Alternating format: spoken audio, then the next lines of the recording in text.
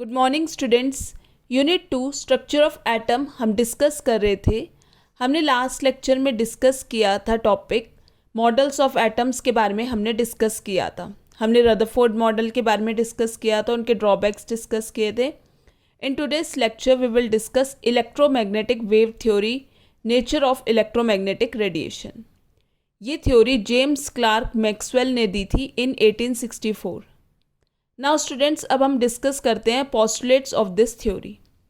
पहला पोस्टुलेट ये कहता है कि जो एनर्जी जो है इमिट हो रही है किसी भी सोर्स से, चाहे वो हीटेड रॉड हो या फिर फिलामेंट ऑफ द बल्ब हो जिस पे इलेक्ट्रिक करंट पास किया जा रहा है, वो एनर्जी कंटिन्यूसली इमिट हो रही है in the form of radiations या फिर वेव्स, और उसे हम क्या कहते हैं, रेडिएंट एनर्जी। सेकेंड पोस्टुलेट ये कहता है कि जो रेडिएशंस जो हैं वो कंसिस्ट करते हैं इलेक्ट्रिक और मैग्नेटिक फील्ड में, और दोनों ही परपेंडिकुलर हैं एक दूसरे के और परपेंडिकुलर हैं to the direction of propagation of the radiation. तो हम यहाँ पे देख भी सकते हैं इस तरह से, ये जो मैंने डॉटेड लाइन से बनाया हुआ है ये क्या है, मैग्नेटिक फील्ड कॉम्पोनेंट, और जो सॉलिड लाइन जो है वो क्या है, इलेक्ट्रिक फील्ड कॉम्पोनेंट, और दोनों ही क्या है, एक दूसरे के परपेंडिकुलर हैं। यहाँ पे इस तरह से परपेंडिकुलर है और परपेंडिकुलर है to the direction of propagation में भी।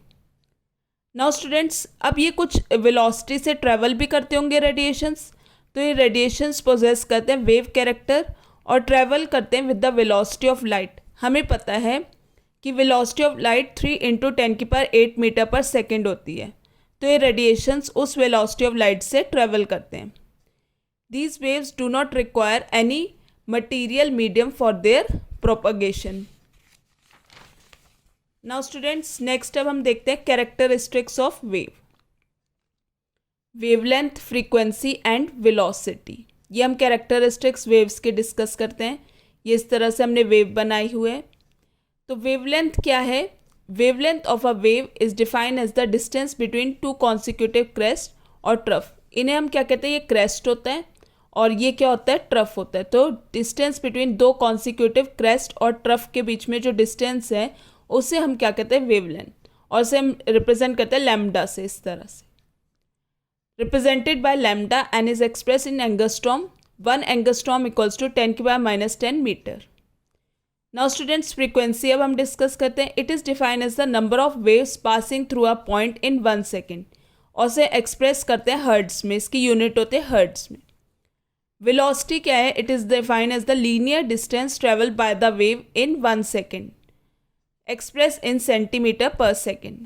और एम्पलीट्यूड क्या है? हाइट ऑफ द क्रेस्ट और डेप्थ ऑफ द ट्रफ। ये जो हम इसे रिप्रेजेंट कर रहे हैं ये क्या है, a amplitude of the wave. Now students, next हमारा है wave number. It is the reciprocal of the wavelength. न्यू बार से इसे हम रिप्रेजेंट करते हैं इस तरह से, इक्वल्स टू 1/λ। अब हमारे पास रिलेशनशिप आ गई between the velocity, wavelength and frequency of a wave. तो न्यू इक्वल्स टू c/λ, ये हमारे पास रिलेशनशिप आई, यानी c इक्वल्स टू, जहाँ पे c क्या, velocity equals to nu into lambda. Next है हमारा इलेक्ट्रोमैग्नेटिक स्पेक्ट्रम। जब हम इलेक्ट्रोमैग्नेटिक रेडिएशंस को अरेंज करते हैं in order of increasing wavelength या फिर डिक्रीजिंग फ्रिक्वेंसीज, तो हमें कंप्लीट स्पेक्ट्रम ऑब्टेन होता है, उसे हम क्या कहते हैं, इलेक्ट्रोमैग्नेटिक वेव स्पेक्ट्रम।